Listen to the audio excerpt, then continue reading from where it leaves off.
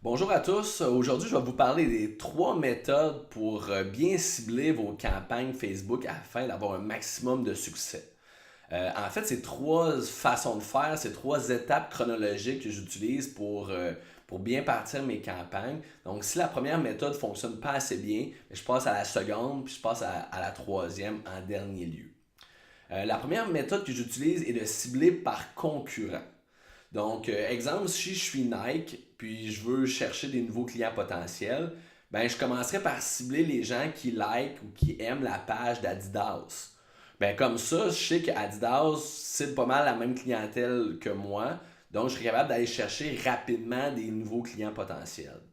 Euh, donc, c'est pas possible de cibler, par exemple, toutes les pages de concurrents potentiels, mais en ciblant des pages qui regroupent des associations ou peut-être des magazines qui pourraient cibler vos clients potentiels, ben, ça vous permet de les rejoindre rapidement des clients potentiels, mais aussi il faut comprendre que les gens qui ont aimé volontairement la page d'une association ou d'une marque, ben, pour vous, mais ça a plus de valeur parce que les gens l'ont fait volontairement, c'est eux-mêmes qui ont été aimer la page.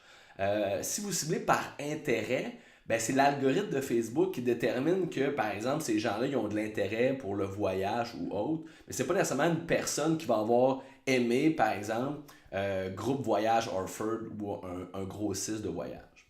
Donc, la première méthode, c'est de cibler par concurrent pour aller chercher rapidement des clients potentiels pour vous.